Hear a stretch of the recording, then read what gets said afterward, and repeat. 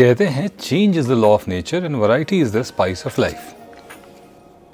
तो बदलाव दुनिया की एकमात्र स्थिर प्रक्रिया है और ये बदलाव होता रहेगा जब तक हम जिंदा हैं। तो how do you accept that change? One thing that humans are blessed with is something called adaptability. Adaptability एक ऐसी चीज़ है जो बहुत ज़रूरी है अगर हमें अपने आसपास हो रहे निरंतर बदलावों के साथ खुद को चलाना है तो। और इसका एक बड़ा अच्छा उदाहरण मिला मुझे एक सचिन के इंटरव्यू में। सचिन तेंदुलकर साहब ने एक इंटरव्यू में बताया एक किस्सा। चेन्नई में इंडिया वर्सेस वेस्ट इंडीज़ का मैच चल रहा था। देखिए कैसे महानता जो है इस बात में छुपी है कि आप अपने आप को सिचुएशन के हिसाब से ढालते रहें, भले ही आप दुनिया के सबसे टैलेंटेड और बेहतरीन बल्लेबाज हों फिर भी।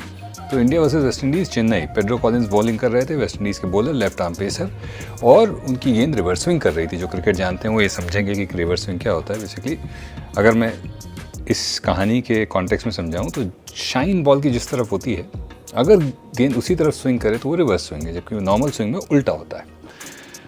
तो सचिन बीइंग सचिन, जितने भी महान और इंटरनेशनल लेवल के प्लेयर्स हैं वो बॉल की सीम पोजीशन को बॉलर के हाथ में देखते हैं जब वो रनअप लेता है तब से लेकर ये समझने के लिए कि क्या करेगी गेंद टिप्पा पड़ने के बाद ये हवा में क्या करेगी। सचिन क्योंकि सचिन थे तो वो शाइन देख के उनको समझ में आया था कि अगर रिवर्स स्विंग हो रही है तो किस तरफ स्विंग होगी। पेड्रो कॉलिंस जैसे वसीम अकरम गेंद को छुपा लेते थे तो रिवर्स स्विंग समझना बड़ा मुश्किल होता था कि कहाँ जाएगी, कहाँ स्विंग होगी। पेड्रो कॉलिंस छुपा नहीं पा रहे थे और सचिन पढ़ ले रहे थे कि ये तो आउट स्विंग ही कर रहे हैं, गेंद की शाइन बाहर की तरफ थी। तो बड़े आराम से अब लेफ्ट आर्म अगर राउंड द विकेट बॉलिंग कर रहा है तो एंगल के साथ गेंद अंदर आ रही है और हवा में गेंद बाहर की तरफ जा रही है, तो बड़ा मुश्किल होता है अनलेस आप समझ जाएं कि ये तो बाहर ही जाने वाली है तो आप छोड़ रहे हैं। छोड़ते गए। कॉलिंस को समझ में नहीं आया तो कॉलिंस ने क्या किया, कॉलिंस राउंड द विकेट चले गए और अपने रनअप को इस तरह से उन्होंने कर लिया कि वो अंपायर के पीछे से आने लगे ताकि सचिन को दिखाई ना पड़े लास्ट मिनट तक कि बॉल की शाइन किस तरफ, बॉल दिखाई ना पड़े बेसिकली उनको।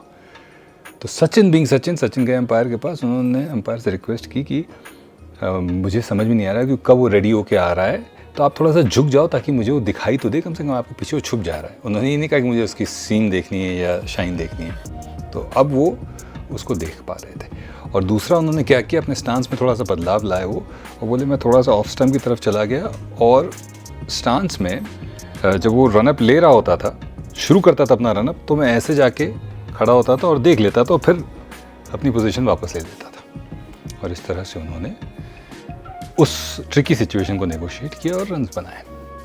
ज़िंदगी भी इसी तरह है। ज़िंदगी जो है रिवर्स स्विंग कराती रहती है, गुगली फेंकती रहती है। रिवर्स स्विंग में कई बार वो शाइन छुपा लेती है, वो पता नहीं चलता है कि अगले पल आने क्या वाला है।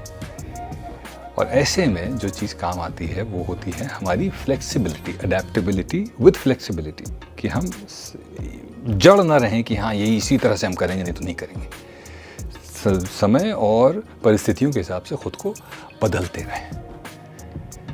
सो remember that change is the law of nature and to cope with that law of nature, to cope with the ever existing change, you need to be adaptable.